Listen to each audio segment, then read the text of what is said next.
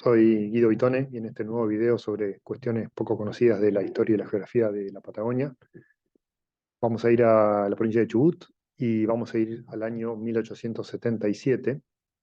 Vamos a hablar sobre el río Chico, que supuestamente nace o nacía en el lago Colhué-Guapí, en la zona de Sarmiento, y después de recorrer 250 kilómetros, un poco más en realidad, en un valle visible en las fotos satelitales, desemboca en el río Chubut. En realidad ahora hay un dique ahí, está el dique Florentino Meguino, así que desemboca en este embalse, y de ahí el río Chubut lleva sus aguas al Océano Atlántico. Este es un tema que ha sido de mucho interés para mí porque estamos siendo testigos, o estos últimos 100 años han sido testigos de profundos cambios en esta cuenca. Entonces siempre tuve gran interés por los antecedentes. Y bueno, en mis búsquedas di con un material que considero casi desconocido, de ahí el título de la charla, ¿no? La olvidada expedición de Dunford, que vamos a ir comentando en este video. Bueno, si uno hace una averiguación rápida en Wikipedia, por ejemplo, va a tener algunos datos importantes del río Chico. Dice que en otros tiempos era el desagüe natural de la actual cuenca endorreica del río Sengar. Es decir, que parece ser que ha habido un cambio más o menos reciente que ha desvinculado a las cuencas. Bueno, entonces para tratar de entender un poco de qué manera ocurrió esto y cómo era la situación hace 100 años o un poco más, di con un material muy interesante, pienso que casi desconocido. Bueno, esto es lo que yo encontré. Gracias a la magia de la digitalización, encontré un artículo en inglés que habla sobre las exploraciones en la Patagonia Central de un tal señor Henry Dunford. Y no lo encontré en otras bibliografías. Entonces, hay mucha gente que se ha ocupado de este tema, tanto de las exploraciones galesas, de Chubut en general, y de cuestiones geográficas. Ninguno menciona, o parecía mencionar, a Dunford. El artículo está muy bien escrito en inglés, fue publicado en 1883, hace alguna referencia al Perito Moreno, que ya estaba bastante activo por esos años. También menciona un antecedente de un dato brindado por el señor Thomas de la comunidad galesa. Eh, y bueno, lo más interesante, o unas cosas que sí me parece totalmente novedosa, es que este mapa de esa expedición en 1877 no ha sido dado a conocer. Por lo menos yo no lo he visto en los muchos trabajos que he consultado y en las extensas mapotecas que están empezando a aparecer en distintos sitios web. Así que esto de por sí para mí ya es un hallazgo importante y me alegro de poder aportar un pequeño granito de arena al conocimiento de este tema. Bueno, ¿qué extraemos de la lectura del artículo de Dunford? Bueno, en primer lugar, hasta dudé cómo elegir el título de esta charla, porque bueno, Dunford no fue solo, sino que fue junto con dos miembros de la comunidad galesa que estaba instalada en las orillas del río Chubut, en el Chubut inferior, desde el año 1865, es decir, 12 años antes de la expedición.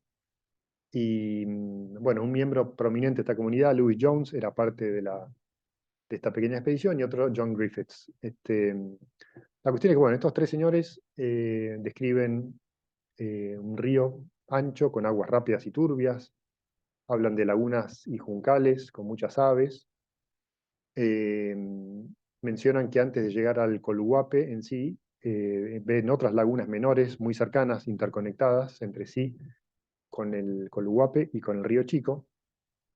Y recorriendo la orilla sur del Coluguape, lo describen como de poca profundidad y que ya en esa época estaba evidenciando signos de reducción en su superficie. Eh, digamos, ellos, esta expedición no es la primera en descubrir el lago. Aparentemente la expedición de Thomas ese mismo año, pero meses antes, había llegado hasta ahí y había bautizado el lago con el nombre de Dillon.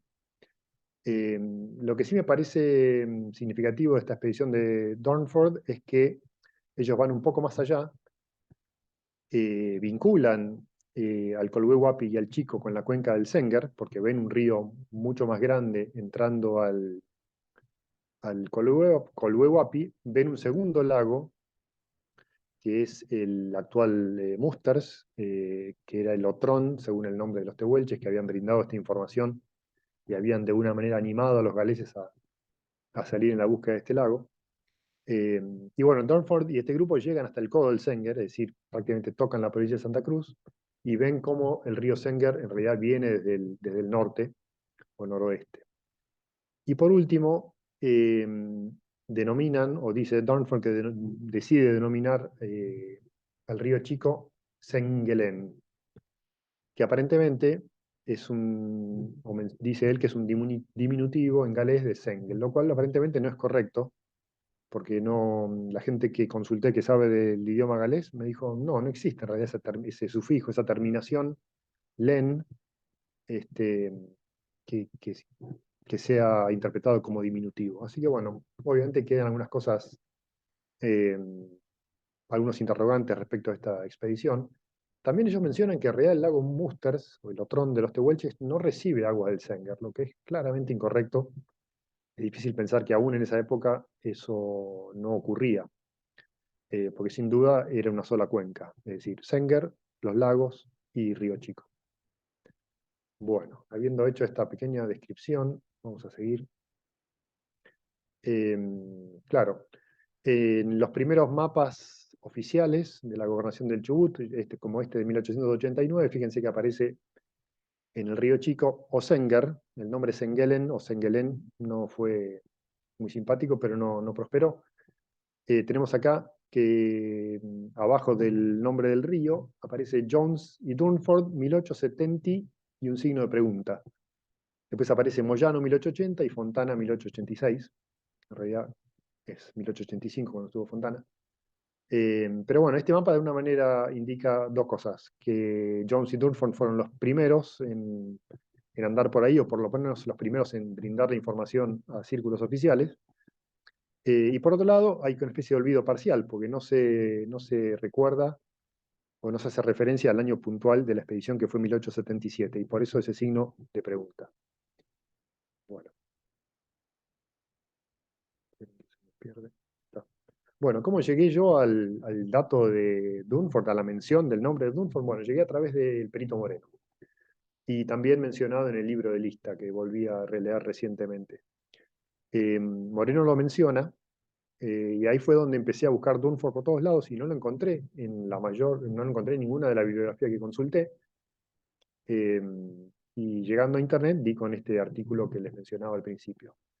Después comenté esto antes de hacer la presentación con amigos y conocidos que se han ocupado mucho de las exploraciones de los galeses y de esa zona en general, y me dicen, sí, en realidad Dunford aparece en un libro, perdón, vuelvo para adelante, aparece en un libro de Lewis Jones, y me tuvieron la gentileza, Marcelo Gavirati, de hacerme llegar esta imagen de un extracto del libro donde efectivamente eh, Lewis Jones menciona en un libro hace muchos años que fue reeditado en 1993 este antecedente de Thomas, que había seguido el río Yamacan, que es el chico, el nombre tehuelche es Yamacan, descubrió el lago Colhuehuapi, y menciona que poco después Jones, Griffiths y Dunford llegaron hasta el Colhuehuapi siguiendo en parte la costa atlántica y luego el curso del río Chico. Bueno, vuelvo para atrás porque, eh, perdón, claro, también me fui, en mi primera búsqueda sobre las expediciones galesas, me fui a este librito muy interesante, o este paper, mejor dicho, y tampoco encontré mención de Dunford acá. Entonces, bueno, esto fue lo que me hizo pensar que era completamente novedoso mi hallazgo. En realidad resultó ser que hay una especie de confusión, digamos, en esta recopilación de exploraciones, sin duda, escrita algunos años después. Bueno, hay algunas imprecisiones en cuanto a los recorridos, a veces a la fecha y a los miembros de las expediciones. Pero bueno, lo importante es que acá estamos un poco contribuyendo a clarificar o esclarecer estas primeras exploraciones en el río Chico y el lago Colhuehuapi. Bueno, en realidad me fui también a este trabajo que yo recordaba, excelente trabajo, especie de comparación de mapas del lago Coluhuapi y su posible vinculación con el lago Buenos Aires y demás. Muy interesante trabajo, pero encontré en este trabajo un pequeño error que traigo acá, eh, porque de alguna manera lo he visto en otros lados también, y es la idea de que el perito Moreno descubrió en 1876 los lagos Musters y Colbé-Huapi. Eso es inexacto, en realidad, y creo que el error se desprende de una lectura muy rápida del libro de Moreno que mostré más atrás, vuelvo para atrás. Claro, en este librito, Viaje a la Patagonia Austral, en su edición original, que después fue reeditado varias veces con otros títulos, eh, Moreno viaja a la colonia galesa en 1876. Aparentemente, después de 1877, tiene algún encuentro o algún intercambio de correspondencia con Dunford, publica el libro en 1879, sugiere bautizar al lago, al Otrón de los Tehuelches como Musters, eh, y de alguna manera este relato, cuando uno lo lee de manera rápida o medio superficial, hace pensar que Moreno los descubrió, lo cual no es cierto. Moreno recién va a la zona de los lagos Colhuehuapi y Musters cuando está trabajando con la Comisión de Límites en 1902 o poco antes.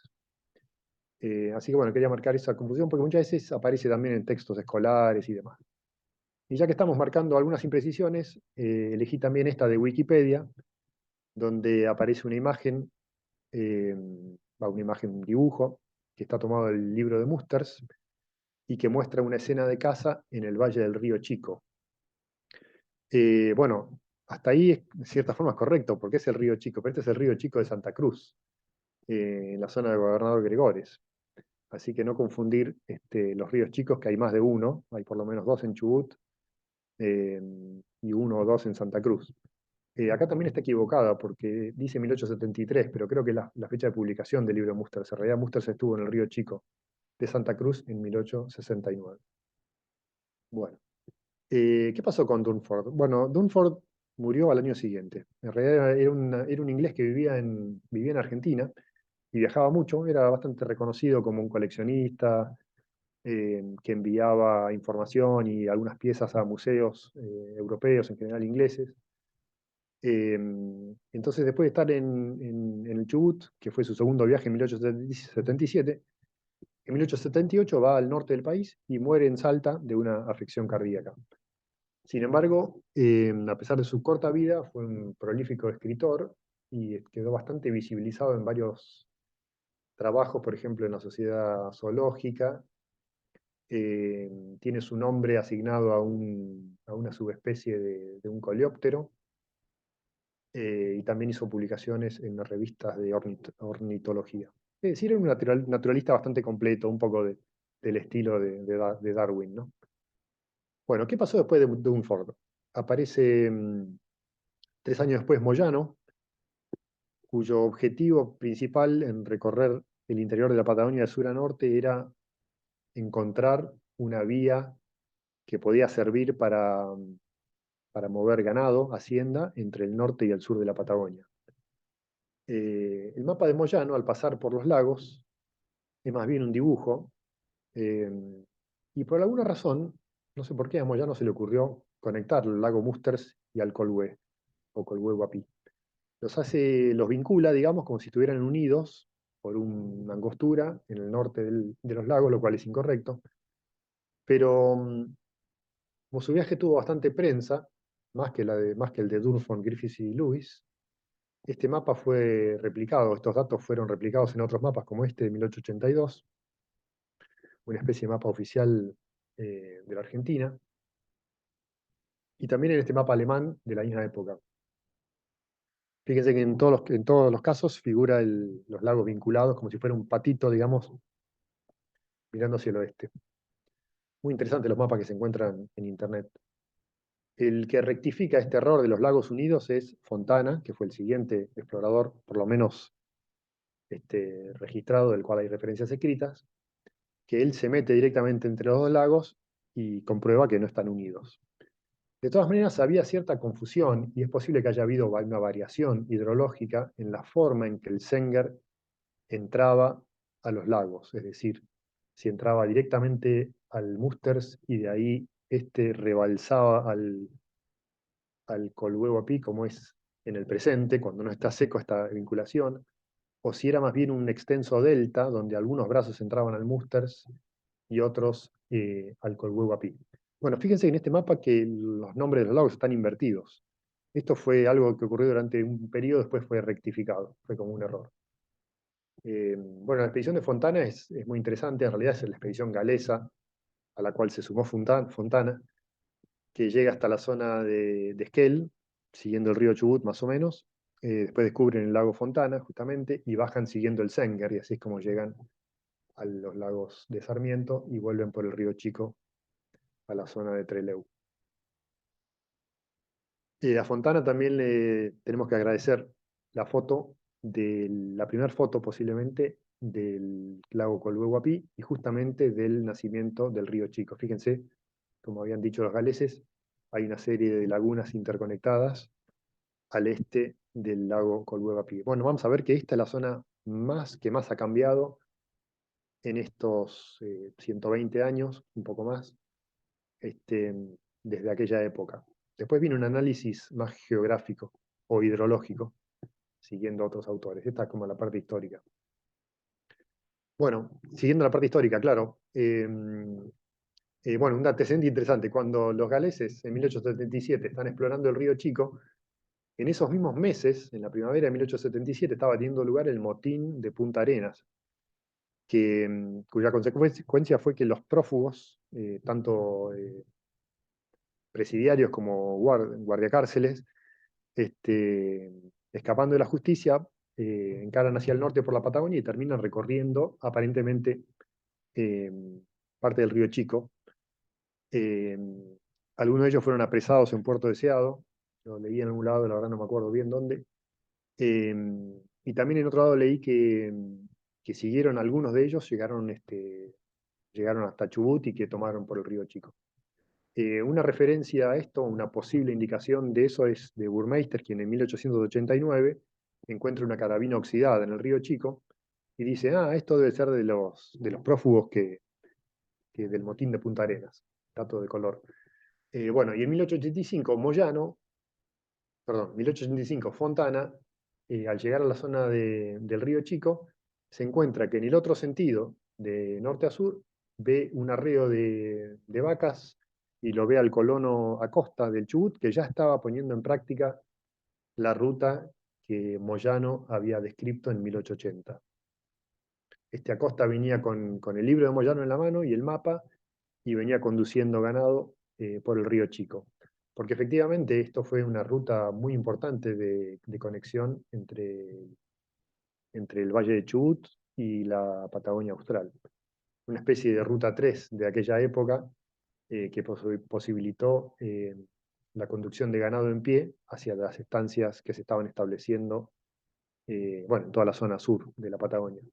Y Burmeister, por ejemplo, en 1889, él también va acompañando un arreo y avanzando por el río Chico de norte a sur, alcanzan una gran cantidad de ovejas que también estaban siendo arriadas por unos escoceses hasta la zona de San Julián. Eso lo menciona Burmeister. Que sería el cuarto, digamos, explorador en esta etapa que estoy abarcando con esta presentación, que arranca en 1877 y termina en la década del 80 con la expedición de Burmeister en 1889. Después, por supuesto, esta ruta se hace mucho más conocida, usada por los primeros en establecerse en la zona de Sarmiento. Se usa como comunicación con camarones y demás, y bueno, aparece Pietrobel y bueno, eso ya es los últimos años del siglo XIX, cuando ya el poblamiento se hace más efectivo. Bueno, mapa topográfico que muestra cómo las flechas indican el curso del río Chico, que es efectivamente un cañadón rodeado por partes más altas que están ahí mostradas en color rojo.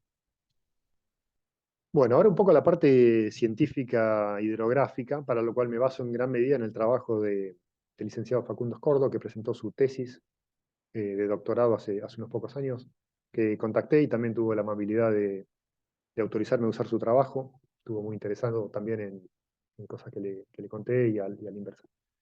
Bueno, siguiendo el trabajo de Scordo, él explica en ese párrafo qué es lo que ocurrió en definitiva, este hecho trascendente desde lo hidrológico, y es que, bueno, yo lo pongo en palabras más sencillas en la próxima diapositiva, y es que aproximadamente alrededor de 1939 se da la desvinculación de cuencas. ¿Qué significa esto? ¿O por qué se da esto? Bueno, porque venía bajando el nivel del lago Colhuehuapí en una seguidilla de años bastante secos, queda expuesto el lecho del lago, los vientos del oeste eh, levantan este material, lo depositan al este del lago, forman médanos y eso obstruye la comunicación que antes había existido, hasta ese momento había existido, entre el lago Colhuehuapí y el Chico. Ahora bien, el lago Colhuehuapí es el punto terminal de la cuenca del Senguer, como vimos.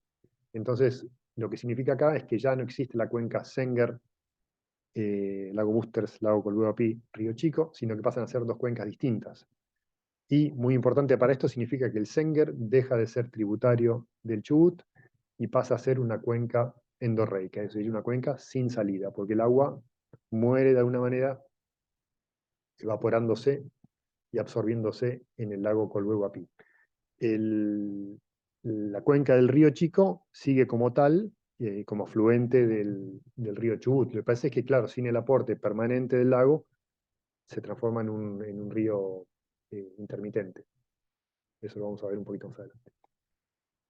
Bueno, en esta misma tesis que les mencionaba, ahí están estos muy interesantes mapas que grafican tres momentos eh, de la zona de los lagos.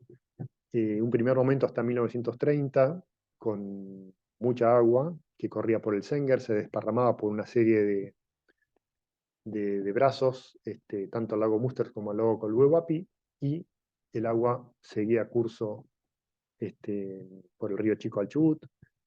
Un momento entre la década del 30 y el 40, donde ocurre lo que comentábamos recién, disminución en los volúmenes, en los caudales del río Senguer, años secos, una serie de intervenciones antrópicas, es decir, del hombre, digamos, a través de la ruta, a través de canales de riego, de pequeñas modificaciones en la cuenca.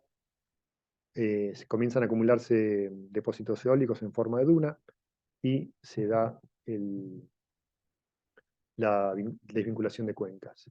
Bueno, esta tendencia a la sequía se acentúa durante las décadas siguientes, llegando a veces eh, a dejar el lago Colhuehuapí con un mínimo de agua. Esto es una fluctuación con tendencia a la sequía, es decir, que hubo años húmedos y hubo años donde el lago recuperó superficie. Sin embargo, parece que estamos en una tendencia seca que continúa y cada vez es más grave la situación, sobre todo también porque la demanda del recurso es cada vez mayor. Tema bastante controvertido, donde hay distintas opiniones y demás. O mejor dicho, distintas acusaciones también. Eh, bueno, claro, estas son imágenes que sin fecha ni lugar, pero claramente esto es el valle inferior del Chubut, eh, a comienzos del siglo XX, o fines del XIX tal vez. Eh, Esto es un tema que lo dejo también como incógnita, pero según Holditch, las inundaciones del valle inferior del Chubut se debían a los aportes excepcionales del río Chico. Es decir, la crecida no venía de la cordillera por el río Chubut, sino que el volumen de agua que generaba estas inundaciones vendría del río Chico. Y estas inundaciones se dieron en 2 años bastante seguidos, tengo entendido, 1899, casi con seguridad, creo que en 1902, eh, y también algunas veces a lo largo del siglo XX, siendo la última tal vez, según referencias que no pude comprobar, 1970. Tema interesante, tal vez para una segunda charla. Eh, claro, y este mapa también tomado de la tesis de Facundo, nos muestra cómo, por ejemplo, en 1928, según este mapa catastral, el lago Colbapí tenía una importante presencia, por lo menos, si bien tal vez fluctuaba su superficie, esto demuestra que se consideraba toda esta zona inundable, la zona del lago, que existía todavía una laguna que figura ahí como laguna de Río Chico, como naciente del Río Chico, aquella laguna que había sido mencionado y que estaba en las fotos de Fontana, que durante un tiempo tuvo el nombre Dillon también, porque Thomas le asignó el nombre Dillon al Colhuehuapi, después le dijeron, no, vamos a llamarlo Colhuehuapi, bueno, entonces Dillon llamemos la laguna chiquitita. Y fíjense cómo el curso del río Chico divide lotes catastrales. Bueno, ya vamos llegando y nos venimos un poco más a la actualidad. Bueno, con esta cuestión de la crisis hídrica o la situación de sequías, ha habido muy recientemente la publicación de este material de varios autores, del INTA y demás, entendidos en la cuestión, que han analizado el agua como activo ambiental en la cuenca del Golfo San Jorge. Eh, Muy interesante material, con muchos antecedentes también, y sobre todo la situación del presente. Y bueno, de este material tomé esta foto, que es aparentemente de una inundación del año 2004, muy reciente, esto es en la zona de Sarmiento, y ese sería el río que conecta el Musters con el Colhue Guapí, y fíjense la cantidad de agua que al circular por ahí se desparramó al no poder conducir efectivamente el agua entre los dos lagos. O sea que, por un lado, nos toca ver una tendencia a la sequía, pero también estamos siendo testigos de inundaciones excepcionales y precipitaciones que superan todo pronóstico.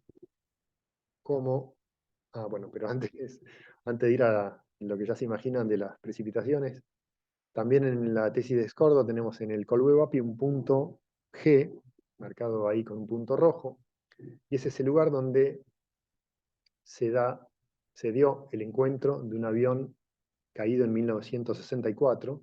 Esta noticia es eh, bueno, creo que fue en 2004, perdón, 2014, donde el nivel del lago era tan bajo que un poblador de la zona encontró semienterrado en el fondo o en el lecho del lago Colhuehuapi este avión cuyo paradero había sido hasta ese entonces un interrogante, que esperó 50 años en encontrar su resolución. Perdón, a ver. Claro, bueno, también estaba hace tiempo que estamos viendo este tipo de noticias, la supuesta desaparición del lago Colhuehuapi. Eh, más al final les voy a mostrar unos links que pueden seguir. Eh, También con el tema del hallazgo del avión, ha habido noticiero de Buenos Aires, bueno, con algunas explicaciones medio fantasiosas, pero muy interesante el material porque muestra un poco lo que está pasando ahí, las dunas y demás. Eh, bueno, ya cerrando, ¿qué pasó en 2017? Abril del 2017, hace justo un poco más de 5 años. A pesar de las precipitaciones y de que subió el nivel del lago Colhuehuapi y de que bajó mucha agua por el río Chico, no hubo conexión de cuencas. Es decir, aún con este aluvión de agua, las cuencas permanecieron independientes. La del Senger y de los lagos termina en el lago, la del Chico capta las aguas del Sajón del Valle Hermoso y demás, pero no capta, ni parece que pueda captar en el futuro cercano, las aguas del Colhuehuapi, porque los médanos efectivamente hacen un dique y porque ha habido un cambio dependiente tal vez de modificación en la confluencia del Sajón del Valle Hermoso con el río Chico. Sin embargo, la cantidad de agua que corrió, como recordarán, tuvo grandes consecuencias en Comodoro Rivadavia y en toda la zona rural. Y por ejemplo, en un sobrevuelo que hizo un helicóptero, poco después de las lluvias, encontraron este poblador a orillas del río Chico, prácticamente bajo las aguas de este río Chico, que trajo un caudal impresionante en ese evento, que según me estuve leyendo en otro material que se hizo, fue uno de estos eventos climáticos que ocurren una vez cada 500 años. Bueno, A pesar de la sequía, a pesar de todo, el río Chico tiene agua. Si uno va ahí, sobre todo en invierno, es posible que encuentre por lo menos lagunas, charcos, tal vez algo de agua corriendo. Y la prueba de eso es una triste y trágica noticia de apenas 2 meses atrás, y es que eh, supimos que un trabajador rural se había ahogado en el río Chico. Esto es acá más o menos la zona de Camarones, pero en el río Chico, ¿no? Las circunstancias de este hecho, de este lamentable hecho, no las conozco, no se dieron a conocer, no sé si cruzó a caballo o a pie, pero bueno, por ejemplo, en este invierno 2022, el río Chico tuvo agua. Bueno, los que les decía, bueno, fuentes para consultar, Alejandro Aguado, un gran explorador, escritor, dibujante, siempre a través de su Facebook o de su página o de su blog, eh, tiene información muy interesante sobre los cambios en la cuenca, sobre todo el lago Colubapí, el Senguer y el río Chico. Si van a buscar cosas en YouTube, recomiendo fuertemente el trabajo de, o mejor dicho, la entrevista y el recorrido de Alejandro Montes, donde hay unas imágenes de drone y van a explicar mucho mejor lo que yo les dije resumidamente en esta charla, el tema de las dunas, el cambio de los niveles, eh, las consecuencias del viento y demás, y cómo está cambiando eh, el lago Colubapí. Y por último, muy interesante también, el recientemente creado Observatorio del Agua de la Cuenca del Senguer, que tiene estas jornadas El agua desde otra mirada, que tuvieron lugar hace pocos meses, este invierno también, en 2021, y pueden ver en YouTube una serie de presentaciones, incluyendo una de Alejandro Montes. Así que eso es todo lo que tenía para decirles. Espero que les haya gustado este material. Disculpen si, bueno, siempre hay alguna desprolijidad. Esto sale espontáneo. Y bueno, se agradece si siempre los comentarios, los likes, los me gusta y la suscripción al canal. Muchas gracias y hasta la próxima.